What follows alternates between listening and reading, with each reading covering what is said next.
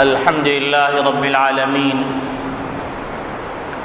والصلاة والسلام على أشرف الأنبياء والمرسلين وخاتم النبيين وقائد الغر المحجلين الوفد المتقبلين محمد وعلى آله وصحبه ومن تبعهم بإحسان ودعا بدعوتهم إلى يوم الدين.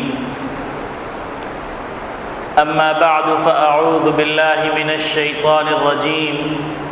بسم الله الرحمن الرحيم.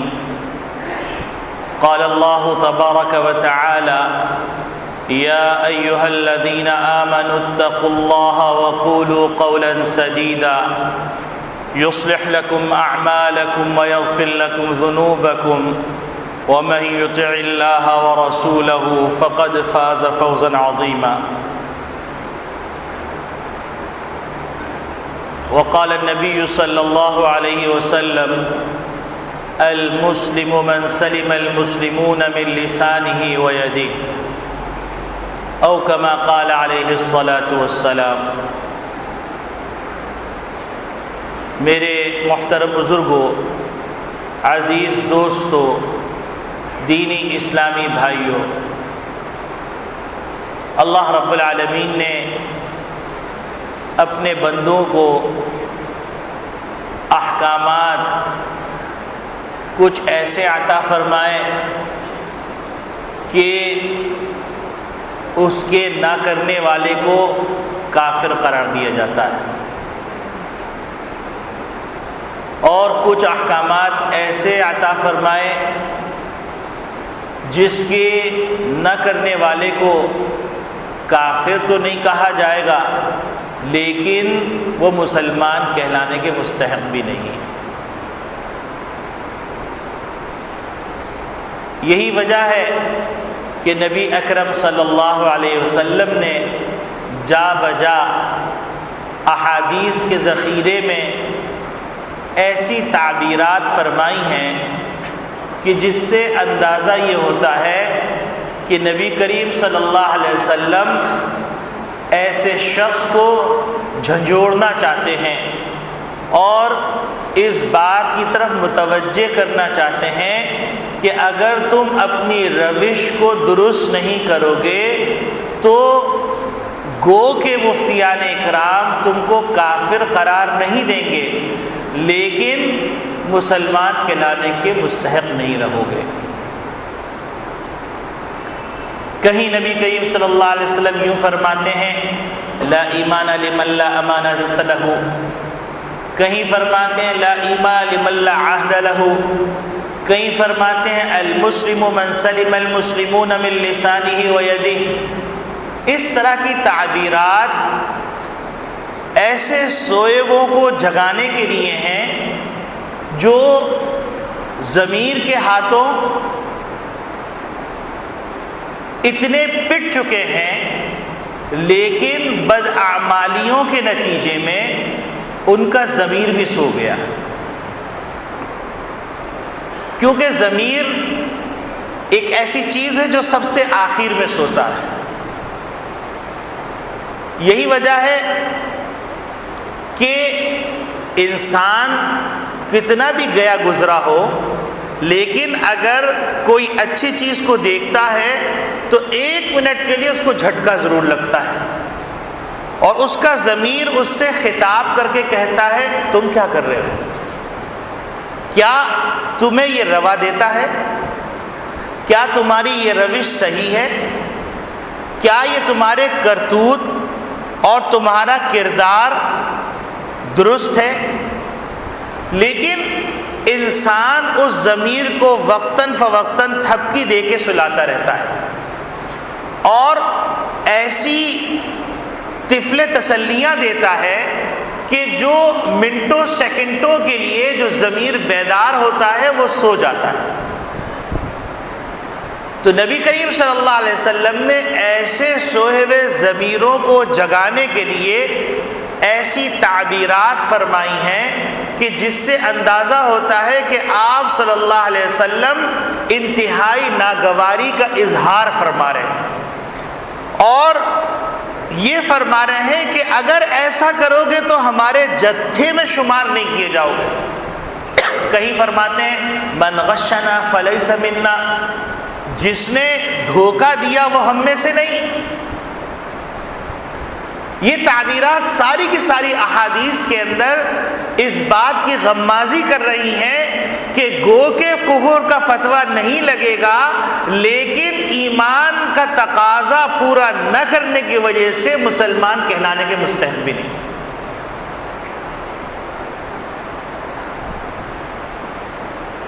انہی باتوں میں ایک بات المسلم من سلم المسلمون من لسانی و یدہ،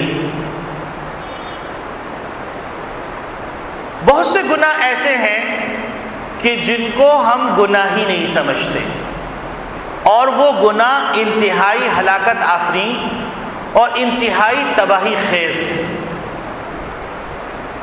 اور گناہ تو پھر گناہ ہی ہوتا ہے، چاہے چنگاری چھوٹی ہو یا چنگاری بڑی ہو۔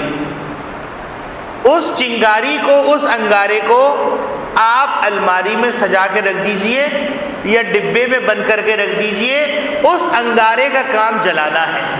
بڑا انگارہ جلدی جلا دے گا اور چھوٹا انگارہ دیر سے جلائے گا، لیکن کام جلانا ہی۔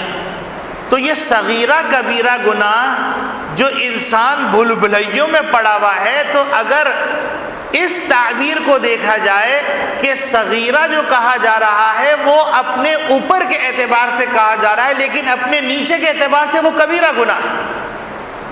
اسی طریقے سے ایک گناہ پر اصرار کرنا یہ بھی صغیرہ کو کبیرہ بنا دیتا ہے۔ تو یہ ایک بہت بڑی غلط فہمی ہے، جس غلط فہمی کے نتیجے میں انسان گناہوں پر جری ہو رہا ہے۔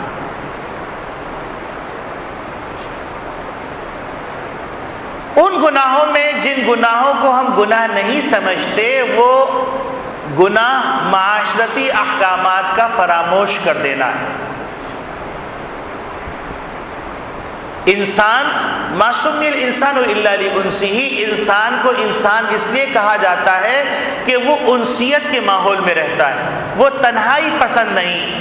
ظاہر سی بات ہے کہ وہ رہے گا تو اس کے پڑوس میں کوئی ہوگا، اس کے محلے میں کوئی ہوگا، اس کی مسجد میں کوئی ہوگا، اس کی کاروباری زندگی میں کوئی ہوگا، اس کی اپنی ذاتی زندگی میں کوئی ہوگا، بیوی کی شکل میں ہوگا، ماں کی شکل میں ہوگا، بھائی کی شکل میں ہوگا، بہن کی شکل میں ہوگا، اولاد کی شکل میں ہوگا، باپ کی شکل میں ہوگا، دادا کی شکل میں ہوگا، استاد کی شکل میں ہوگا، شاگرد کی شکل میں ہوگا، مربی کی شکل میں ہوگا، رعایا کی شکل میں ہوگا، حاکم کی شکل میں ہوگا، تاجر کی شکل میں ہوگا، خریدار کی شکل میں ہوگا، ہول سیلر کی شکل میں ہوگا، ریٹیلر کی شکل میں ہوگا، پروڈکشن مینیجر کی شکل میں ہوگا، ملازم کی شکل میں ہوگا، اجیر کی شکل میں ہوگا، مستاجر کی شکل میں ہوگا، زارع کی شکل میں ہوگا، مزارع کی شکل میں ہوگا۔ یہ انسان ان تمام شکلوں کے اندر جو ہوتا ہے، اس مربع کا نام ہے معاشرہ۔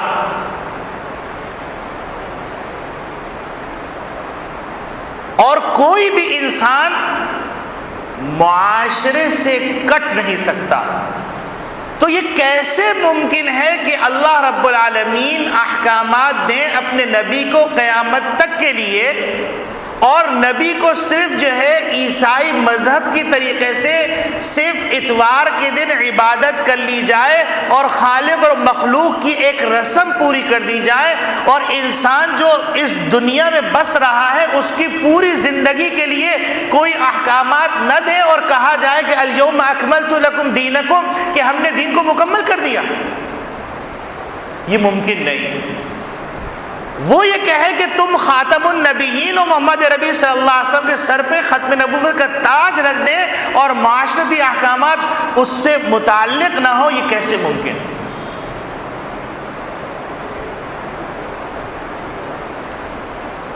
اور معاشرتی احکامات فراموش کر دینے کے نتیجے کے اندر انسانوں کو معاشرہ درندوں کے معاشرے میں تبدیل ہوتا چلا جا رہا ہے۔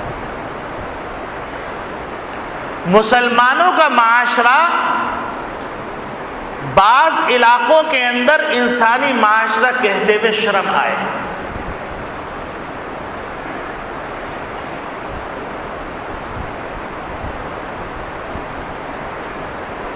تو میرے عزیز دوستو بھائیوں، معاشرتی احکامات کو فراموش کر دینے کے نتیجے کے اندر نہ ہم اللہ کا نقصان کر رہے ہیں، نہ ہم اللہ کے رسول کا نقصان کر رہے ہیں، اور نہ ہی ہم کسی اور کا نقصان کر رہے ہیں، سراپا ہم اپنا نقصان کر رہے ہیں، اور خسرت دنیا والآخرہ کی عملی تفسیر پیش کر رہے ہیں کہ دنیا بھی جا رہی ہے، آخرت بھی جا رہی ہے، اور آخرت کے جانے میں کوئی شبہ ہی نہیں۔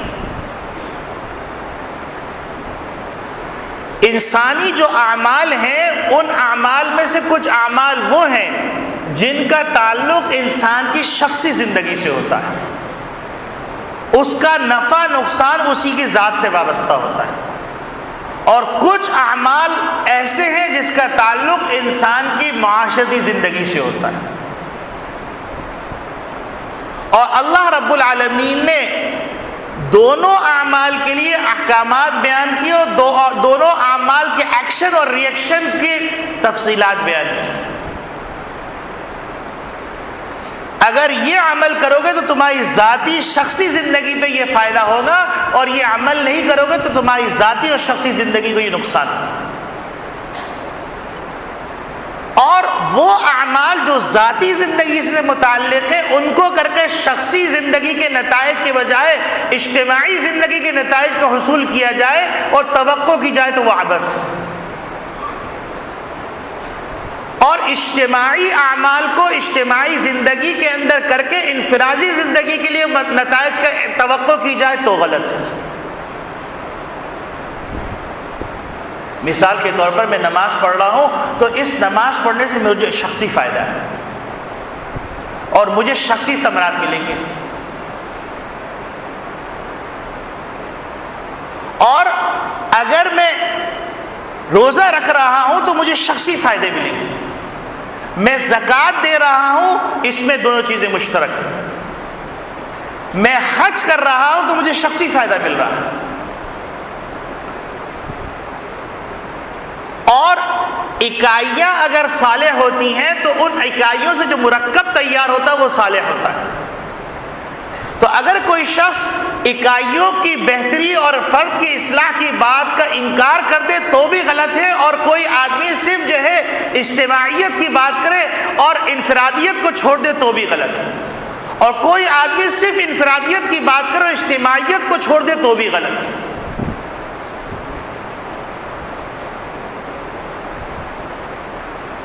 تو معاشرتی احکامات کی اہمیت کتنی ہے، اس کے لیے میں چند مثالیں عرض کروں گا، پھر میں اگلی بات کرنے جا رہا ہوں۔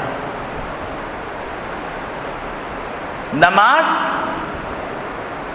اللہ رب العالمین نے قرآن کریم میں غالباً 62-63 جگہ اس کی تاکید فرمائی ہے، اس کا حکم دیا ہے، اقیم الصلاۃ اقیم الصلاۃ اقیم الصلاۃ، لیکن اس کی تفصیل اور تفسیر کو چھوڑ دیا نبی کریم صلی اللہ علیہ وسلم کی پریکٹیکل لائف کے اوپر کہ آپ بتلائیے کہ نماز کیسے پڑھنی ہے، آپ بتلائیے کہ رکوع کیسا کرنا ہے، آپ بتلائیے کہ سجدہ کیسا کرنا ہے، آپ بتلائیے تلاوت کیسی کرنی ہے۔ لیکن جہاں پر معاشرتی احکامات کی ضرورت پیش آئی تو اللہ رب العالمین پورے 2 رکوع مستقل نازل فرما دیتے ہیں۔ اور ایک اتنا سا مسئلہ، وہ مسئلہ کیا ہے کہ آپ کسی کے گھر پہ جائیں تو اجازت لیں، اس کو عربی میں استئذان کہتے ہیں۔ اس مسئلے کی وضاحت کے لیے نبی کریم صلی اللہ علیہ وسلم کی تفصیل کے اوپر نہیں چھوڑا، بلکہ اللہ رب العالمین نے خود بڑی صراحت کے ساتھ 2 رکوع نازل کر دی۔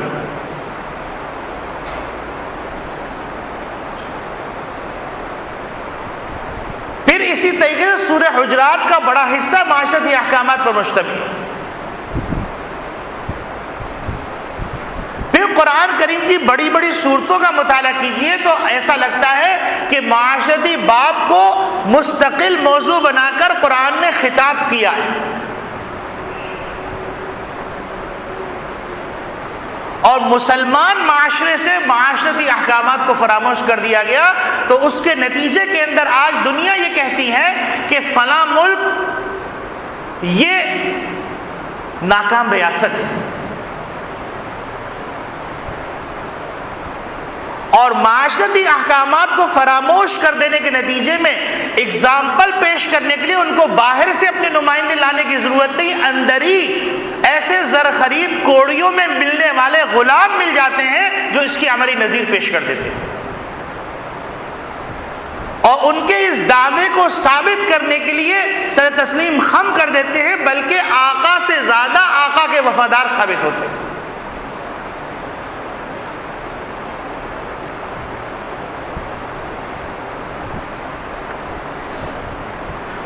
تو میرے عزیز دوستو بھائیوں، معاشرتی احکام کی اتنی اہمیت ہے کہ اللہ رب العالمین نے پورا کلام مجید کے اندر 2 رکوع مستقل اس کو موضوع بنایا اور کئی سورتوں کو اس کو موضوع بنایا۔ سورہ حجرات کا بڑا حصہ یہ موضوع کے طور پہ استعمال کیا گیا۔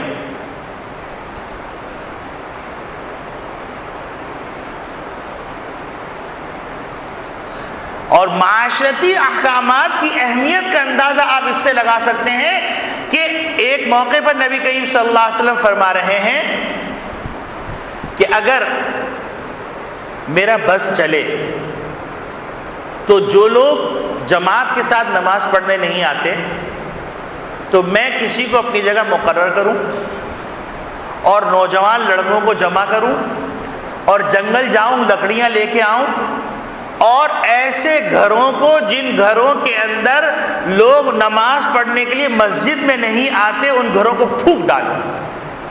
آپ صلی اللہ علیہ وسلم کی ایک طرف جماعت کے سلسلے میں اتنی اہمیت، اس اہمیت کو دیکھتے ہوئے بعض علماء نے اس کو واجب، جماعت کے ساتھ نماز پڑھنے کو واجب لکھا۔ دوسری طرف نبی کریم صلی اللہ علیہ وسلم کے احکامات کی روشنی کے اندر فقہا نے یہ مسئلہ استنباط کیا ہے کہ اگر ایک شخص ایسا ہے کہ جس کو ایسی بیماری لگی ہوئی ہے جس کو دیکھ کر لوگوں کو گھن آتی ہے یا اس کے جسم کے کسی حصے سے بدبو پھیل رہی ہے تو اس کو چاہیے کہ وہ جماعت کے ساتھ نماز پڑھنے نہ آئے۔ آپ اس سے اندازہ کر لیجئے کہ ایک طرف اتنی اہمیت کے گھر کو پھونکنے کا فرما رہے ہیں اور دوسری طرف معاشرتی حکم کے تقاضے کو پورا کرنے کے لیے کہا جا رہا ہے کہ نماز پڑھنے مت آؤ، گھر میں پڑھ لو۔ ایک طرف نبی کریم صلی اللہ علیہ وسلم فرما رہے ہیں الایمان بضع و 70 شعبہ، ایمانیات کے باب کے اندر 70 سے اوپر شعبے، اور اس کا سب سے کم ترین درجہ راستے سے تکلیف دہ چیز ہٹا دینا ہے۔ گویا کہ معاشرتی احکامات کو نبی کریم صلی اللہ علیہ وسلم ایمانیات کے ذیل میں ذکر کر رہے ہیں۔ یہی وجہ ہے کہ ایک موقع پر ایک عورت کا ذکر نبی کریم صلی اللہ علیہ وسلم سے کیا گیا کہ اے اللہ کے رسول، ایک عورت ہے، نماز بھی پڑھتی ہے، نوافل بھی پڑھتی ہے، تلاوت بھی کرتی ہے، ذکر بھی کرتی ہے، لیکن اپنے پڑوسیوں کو تکلیف دیتی۔ نبی کریم صلی اللہ علیہ وسلم ہی فی الجہنم، فی النار، وہ جہنم میں، کیونکہ یہاں پر انفرادی احکامات ہیں اور ادھر اجتماعی احکامات ہیں۔ انفرادی حکم پورا کر رہی ہے، اگر نوافل نہیں پڑھے گی تو اس کو کوئی گناہ نہیں ملے گا، اور اگر نوافل پڑھے گی تو اس کو ثواب ملے گا، لیکن اس کے مقابلے کے اندر اگر وہ کسی کو اذیت دے گی تو اس کے باس پرس ہوگی۔ یہی وجہ ہے کہ ایک موقع پر نبی کریم صلی اللہ علیہ وسلم نے سوال کیا کہ تم جانتے ہو سب سے بڑا مفلس کون ہے؟ مسلم شریف کی روایت ہے۔ تو صحابہ اکرام رضوان اللہ اجمعین نے عرض کیا، اے اللہ کے رسول، جس کے پاس دولت نہیں ہے، درہم دنانیر نہیں ہے، سونا چاندی نہیں۔ نبی کریم صلی اللہ علیہ وسلم فرمایا نہیں، حقیقی مفلس وہ ہے جو بہت ساری نیکیاں لے کے آئے گا، لیکن لوگوں کے حقوق اس نے اتنے غصب کیے ہوں گے، لوگوں کو اتنی اذیت دی ہوگی، شتم ھذا وجلد ھذا وضرب ھذا وطعن ھذا وشتم ھذا، کسی کو گالی دی، کسی کو یہ کیا، کسی کو وہ کیا، کسی کا مال غصب کیا، تو اس کا انجام یہ ہوگا کہ اللہ رب العالمین کے سامنے انصاف ہوتا ہے، اللہ انصاف خود کریں گے اور وہاں کوئی چیز چھپ نہیں سکتی۔ تو اہل حقوق کھڑے ہوں گے اور آگے کہیں گے اے اللہ ہم کو انصاف دلوائیے، ہمارا حق دلوائیے۔ اب وہاں پر تو روپیہ پیسہ تو ہے نہیں، جب روپیہ پیسہ نہیں ہے تو اللہ رب العالمین فرمائیں گے کہ چلو اپنا روزہ اس کو دے دو، چلو اپنی زکوٰۃ کا ثواب اس کو دے دو، چلو اپنے حج کا ثواب اس کو دے دو، فلاں چیز اس کو دو، فلاں چیز اس کو دو، ساری چیزیں بڑھ جائیں گی۔ پھر بھی اہل حقوق کھڑے میں ہم کو انصاف دلوائیے۔ اللہ رب العالمین پھر ان لوگوں کے گناہوں کو لے کر اس کے سر پہ ڈالیں گے اور اس کو جہنم میں بھیج دیں گے۔ فرمایا حقیقی مفلس وہ ہے جس کے نبی اپنی امت کی تعمیر اس بلندیوں پہ کر رہے ہوں، اس کی امت اتنی پستی میں چلی جائے تو یہ حیران کن بات ہے۔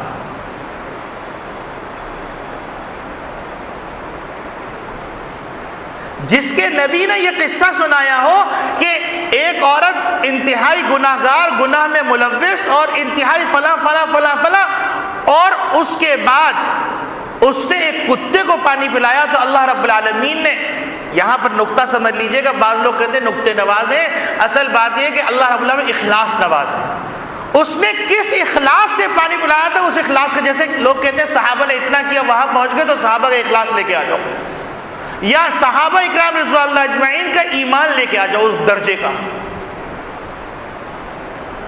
تو اللہ رب العالمین اخلاص نواز ہے، نقطہ نواز کا فلسفہ بیکار باتیں ساری۔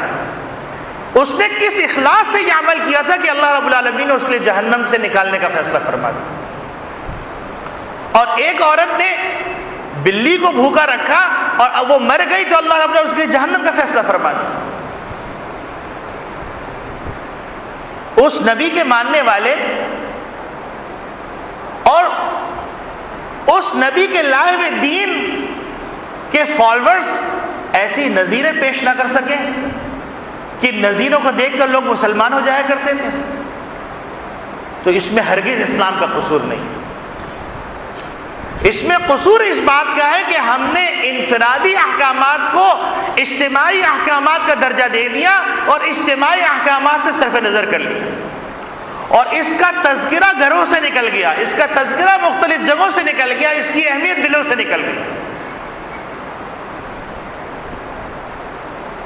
اور نبی کریم صلی اللہ علیہ وسلم فرما رہے ہیں المسلم من سلم المسلمون من لسانه ويده، کہ حقیقی مسلمان، یعنی اس کو یوں کہا جائے کہ مسلمان کہلانے کے مستحق ہی وہ شخص ہے جس کی زبان سے اور جس کے ہاتھ پاؤں سے دوسرے مسلمان محفوظ ہیں۔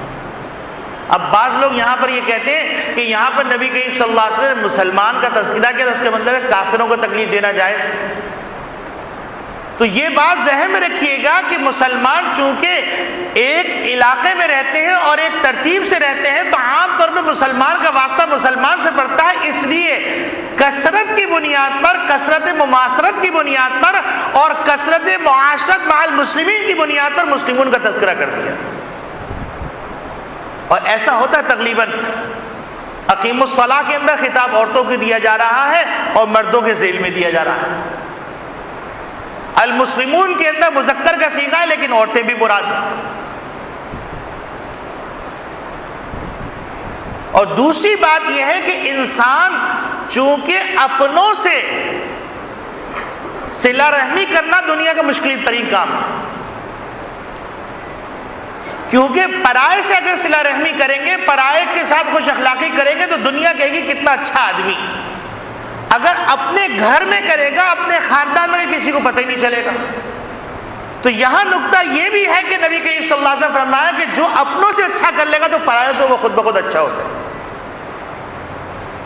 اور آج مسلمان کو تباہ کرنے کے لیے باہر سے کسی کو لانے کی ضرورت نہیں، مسلمان خود کافی۔ سانپوں کو سپیروں نے یہ کہہ کر دیا مقید، سانپوں کو سپیروں نے یہ کہہ کر دیا مقید کہ بس اب انسان کافی ہے انسان کو ڈسنے کے لیے، باہر سے لانے کی ضرورت نہیں۔ باپ بیٹے کا گلا کاٹے گا، بیٹا باپ کا گلا کاٹے گا، چند ٹکوں کے خاطر۔ سارے رشتے درہم دینانیر کے ہو جائیں گے، مفادات کے ہو جائیں گے۔ تو نبی اکرم صلی اللہ علیہ وسلم ارشاد فرما رہے ہیں المسلمون من سلم المسلمون من لسانه ویدہ، حقیقی مسلمان یہ ہے کہ جس کی زبان سے اور جس کے ہاتھ پاؤں سے دوسرے مسلمان محفوظ ہیں۔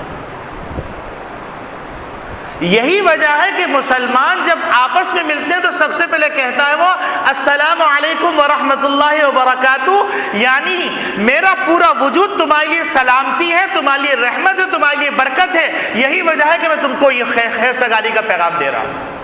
دوسرے مذاہب کے اندر جائیے good morning, good night, hello, hi, bye, سلامت داتان اور کیا کیا الفاظ استعمال کیے جاتے ہیں، لیکن نمستے نمسکار اس کا کوئی فائدہ نہیں۔ لیکن مسلمان کہہ رہا ہے السلام علیکم ورحمۃ اللہ وبرکاتہ، 30 نیکیاں الگ، دعا قبول ہو گئی وہ الگ۔ انسان کو چاہیے کہ سلامتی چاہیے، رحمت چاہیے، برکت چاہیے۔ اگر کسی ایک مسلمان کی دعا کسی ایک مسلمان کے حق میں قبول ہو گئی، دنیا آخرت سب بھلی ہو گئی۔ دنیا میں بھی یہ 3 چیزیں چاہیے، آخرت بھی یہ 3 چیزیں چاہیے۔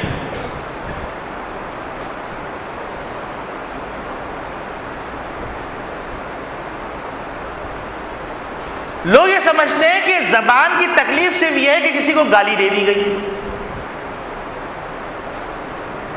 اور ویسے بھی زبان کا ڈنگ ہوتا بڑا خطرناک۔ جراحات السنان لها التیام ولا یلتام ما جرح اللسان، کہ نیزے کے لگائے ہوئے زخم وہ تو منمل ہو جاتے ہیں، لیکن زبان کے جو گھاؤ ہوتے ہیں وہ بھرتے نہیں۔ ایک بزرگ سرائے لگے کہ ایک عورت کے پاس گئے تو ان کی کوئی رشتہ داری تھی، تو ان کی ساس چیخ رہی ہے، بہو بھی چیخ رہی ہے، تو انہوں نے کہا کیا بات ہے، کیوں شور مچایا ہوا ہے؟ کہنے لگے عجیب بد اخلاق بیٹی ہے، یہ بہو ہے، میں نے کچھ کہا ہی نہیں، صرف 2 لفظ بولے، اس کے اوپر یہ تنتناتی پھر رہی ہے۔ انہوں نے کہا آپ نے 2 لفظ کیا بول دیے؟ انہوں نے کہا کچھ نہیں، میں نے صرف یہ کہا تیرا باپ جو غلام ہے اور تیری ماں جو ہے لونڈی ہے۔ اب کہنے کو تو بہت ہلکا سا لفظ ہے، لیکن آپ اندازہ کر سکتے ہیں کہ اس کی شدت اور سوزش کتنی سخت ہوگی۔ باپ باپ ہوتا ہے، ماں ماں ہوتی۔ کسی کے باپ کو ماں کو گالی دے دیجیے اور پھر توقع کیجیے وہ پھول برسائے۔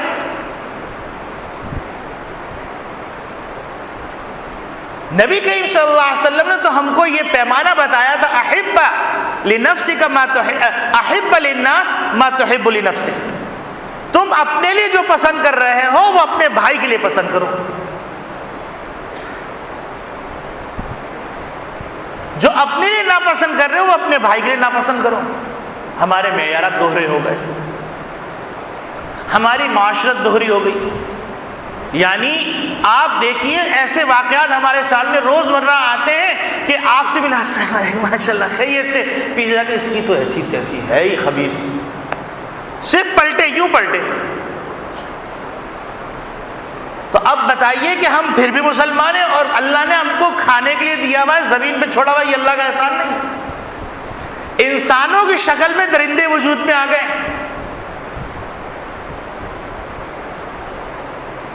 زبان کے ڈنگ کے اندر یہ بات بھی شامل ہے، ایذائے مسلم میں یہ بات بھی شامل ہے کہ آپ نے کسی سے وعدہ کیا اس کو پورا نہیں کیا،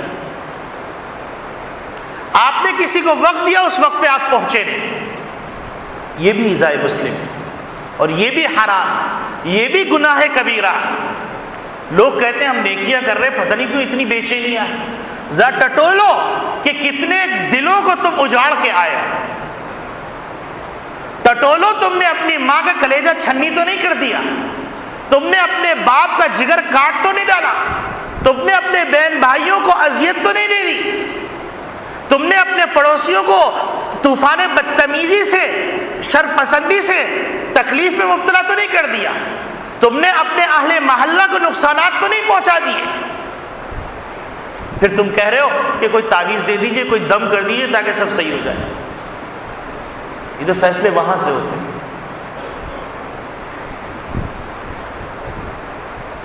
اسی طریقے سے ایذائے مسلم میں یہ بات بھی شامل ہے کہ آپ کی ایک چیز ایک جگہ رکھی ہوئی ہے، آپ نے اٹھا کے دوسری جگہ رکھ دی، آپ نے کتاب مطالعے کے لیے لی، آپ واپس نہیں کر رہے، آپ نے قرضہ لیا، آپ واپس نہیں کر رہے، آپ نے چیز جہاں سے اٹھائی وہاں رکھ نہیں رہے، اور لوگ یہ سمجھتے ہیں کہ گھریلو زندگی کے اندر تو اس کی ضرورت نہیں، اور لوگ یہ سمجھتے ہیں کہ اسلام کا مطلب انڈسپلنڈ قوم، اور نبی کریم صلی اللہ علیہ وسلم جو مذہب لے کے آئے ہیں وہ ڈسپلن سکھاتا ہے۔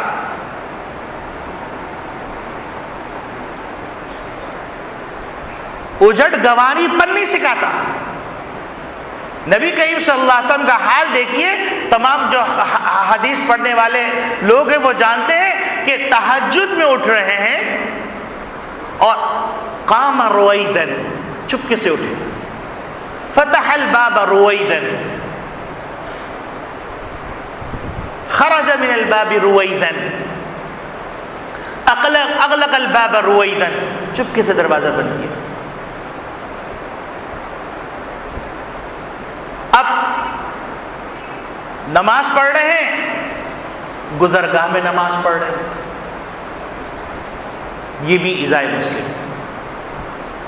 ابھی پولیس والا بتانے لگا، اور یہ جو مسجد کمیٹی اور جامعہ کی طرف سے، انتظامیہ کی طرف سے گارڈ مقرر کیے گئے، وہ بتانے لگے کہ ہم یہاں پر آپ لوگوں کی حفاظت کے لیے کھڑے میں، لوگ آ کے ہم سے الجھتے ہیں، گالیاں سناتے ہیں، تمہارا باپ بھی یہاں گاڑی کھڑی کرنے دے گا. بھائی حالات کیسے ہیں؟ اور آپ جو ہے بیچارے مسجد کے خادمین اور یہ جو لوگ دھوپ کے اندر کھڑے ہوئے ہیں، ان کو تکلیف دے رہے ہیں جو آپ کی آرائش کے لیے اور آپ کی آسائش کے لیے کھڑے ہوئے ہیں. اور پھر بھی بڑے مسلمان جمعہ پڑھنے آئے. بھائی بہت بڑا احسان کیا. آپ سکون سے جمعہ پڑھ رہے ہیں تو سکون سے جمعہ پڑھنے کے لیے کتنی چیزیں کار فرما ہیں جو آپ سکون سے جمعہ پڑھ رہے ہیں. یہ خادمین نے صفائی کی، یہ انتظامیہ کے لوگوں نے آپ کو پروٹوکول چاروں طرف سے دیا. حالات کا اندازہ نہیں. وہ پولیس والا کہنے لگا بھائی آپ یہ کہہ دیجئے گا کہ نماز ختم ہو جاتی، 4 بجے تک اسکوٹریں راستے میں کھڑی رہتی ہیں، ٹریفک سارا جام، اور سمجھتے ہیں یہ اسلام کا کوئی حکم اس سے وابستہ نہیں. آپ مجھے بتلائیے کہ جو گزرنے والوں کے راستے میں گزر رہے ہیں اور گاڑیوں کا ٹریفک جام ہے، لوگ الجھ رہے ہیں تیز گرمی کے اندر، اور گاڑی گزرنے کی جگہ نہیں ہے، اس گناہ میں کون شریک ہے؟ ہم سمجھتے ہیں یہ اسلامی حکم ہی نہیں.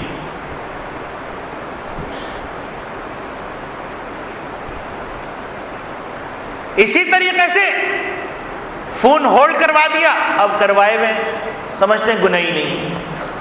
اسی طریقے سے فون پر بات کر رہے ہیں، گھنٹوں بات کر رہے ہیں، سمجھتے ہیں کوئی گناہ ہی نہیں. یہ سب ایذاء مسلم میں داخل ہے. اسی طریقے سے بیوی بچوں کو کھانے کا وقت بتایا، اس وقت پہنچ نہیں رہے، یہ بھی ایذاء مسلم. بچوں سے کوئی وعدہ کیا اس کو پورا نہیں کیا، یہ بھی ایذاء مسلم. پھر کہتے ہیں کہ ہم نیک ہیں، اللہ کی مدد نہیں آ رہی. تو میرے عزیز دوستو بھائیوں، جیسے میں نے پچھلے جمعے کو عرض کیا تھا کہ بزرگ نے لکھ کے دیا کہ بھائی شرابیوں، شراب پینی ہے تو اس کی دکان سے پی لو. تو جو حضرات میڈیا سے وابستہ ہیں، اگر ان سے کچھ نہیں بن پڑتا، ان کو میڈیا ہی چلانا ہے، تو اسلام کے وہ معاشرتی احکامات جس کے اوپر بڑی بڑی کتابیں لکھی ہوئی ہیں، اس کے اوپر آپ پروگرام ڈیزائن کیجیے.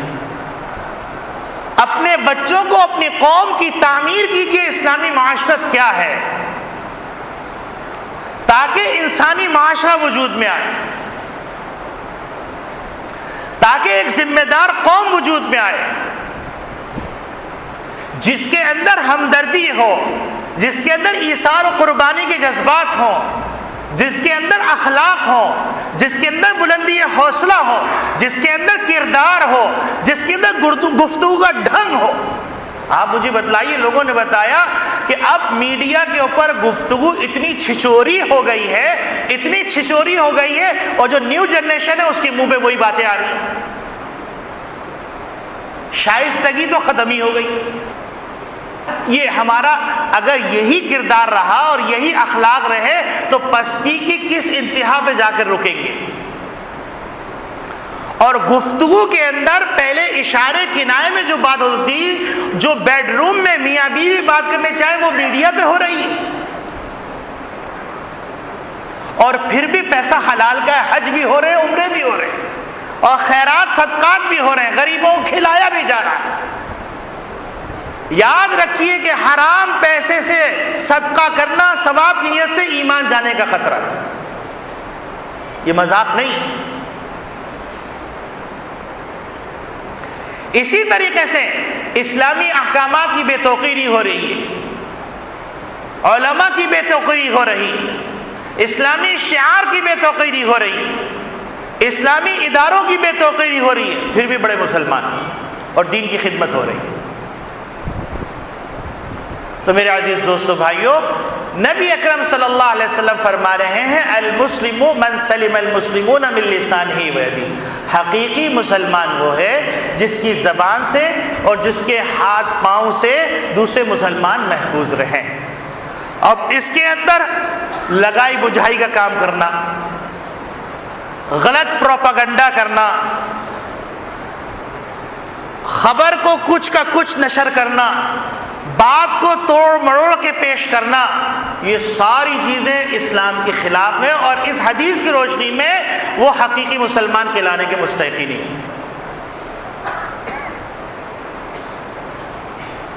آخری بات، وہ بات یہ ہے کہ جیسا کہ آپ لوگ جانتے ہیں کہ جامعۃ العلوم الاسلامیہ علامہ بن نوری ٹاؤن وہ معاشرے کے اندر اس پہ جو ذمہ داریاں عائد ہوتی ہیں اس سے کبھی بھی وہ صرف نظر نہیں کرتا، چاہے وہ دینی تعلیم کی ضرورت ہو، چاہے وہ زندگی کے کسی شعبے میں کسی نوعیت سے رہنمائی کی ضرورت ہو، یا پھر کسی مصیبت زدہ کی مصیبت کے اندر دست تعاون بڑھانے کی ضرورت ہو، وہ اس میں پیش رہتا ہے۔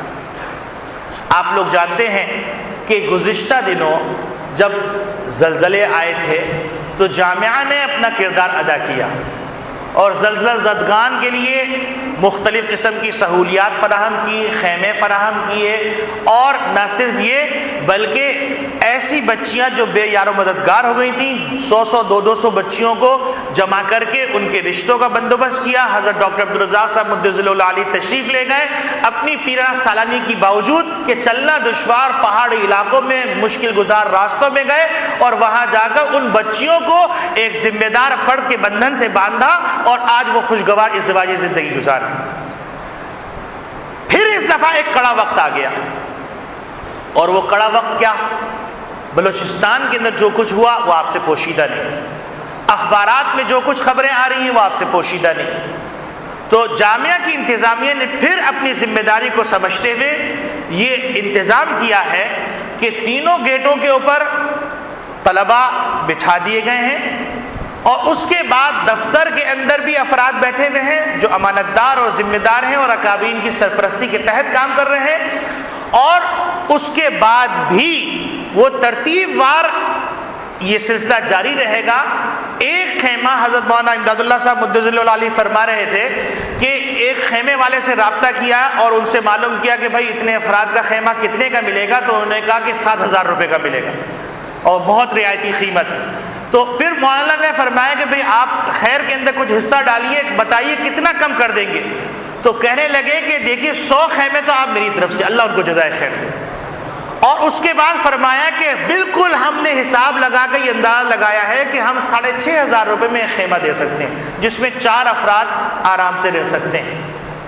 تو اس سلسلے میں جن کو اللہ رب العالمین نے توفیق عطا فرمائی ہے وہ ضرور بھی ضرور اس میں حصہ لیں۔ تینوں گیٹوں پر طلباء موجود ہیں، دفتر محاسب کے اندر انتظام موجود ہے، تو آپ حضرات ان ذمہ داروں سے رابطہ کریں جو اس خیر کے اندر حصہ لینا چاہتے ہیں، اور الحمدللہ اکابرین کی سرپرستی میں آپ کی یہ امانت ان تک پہنچے گی۔ اللہ رب العالمین ہم سب کو ایک دوسرے کے ساتھ خیر میں جیسے کہ یہ ہے نا 530 انشاءاللہ اس کو میں اگلے نشست میں میرا ارادہ ہے 3 دن رہ جائیں گے، چلائیں گے انشاءاللہ۔ جیسے ہم دیکھ لیں جی تو میرے عزیز دوستو بھائیوں، یہ بات آپ لوگوں کے لیے امید کی ہے کہ آپ کی آخرت کے لیے انتظام کیا گیا، اور ایسے افراد جو افراد خود اپنے ہاتھ سے جا کر اپنی نگرانی کے اندر چیز کو پہنچاتے ہیں، اور چیز کو پہنچانے کے بعد پورے اطمینان کر کے، کیونکہ ان کو اللہ کے سامنے جواب دہی کا احساس ہے، تو ایسے افراد جو برسوں سے آپ کی نگاہوں کے سامنے ہیں، برسوں سے وہ یہاں پر خدمات انجام دے رہے ہیں، برسوں سے وہ یہاں پر دینی خدمات اور پچھلی ذمہ داریوں کے اندر ذمہ داریاں پوری کرتے رہے ہیں، تو ان تمام چیزوں کا خیال رکھیے اور اس میں بھرپور حصہ لیجیے. اور پھر ایام عشرہ جو آ رہے ہیں، 10 دن جو ذی الحجہ کے ہیں، اس میں روزے کی اہمیت اور وہ تمام چیزیں ہیں. تو جو لوگ اس میں روزہ رکھیں گے تو اللہ رب العالمین کو سال بھر کا ثواب دیں گے. اگلے جمعے کو انشاءاللہ عشر ذی الحجہ سے متعلق کچھ باتیں عرض کریں گے. یوسف بھائی کی خواہش یہ تھی کہ ابھی کر دیں، لیکن مسئلہ ہے کہ آج گرمی زیادہ ہے اور ابھی میں ایذائے مسلم پہ تقریر کر رہا ہوں، اور اگر میں لمبی تقریر کہیں گے مولوی صاحب خود تو عمل کر نہیں رہے ہو اور ہم کو گرمی میں مار رہے ہو، تو اس لیے میری طرف سے معذرت قبول کیجیے گا. اور میں اگلے جمعے کو انشاءاللہ اس موضوع پہ کچھ عرض کروں گا. وآخر دعوانا ان الحمد للہ رب العالمین.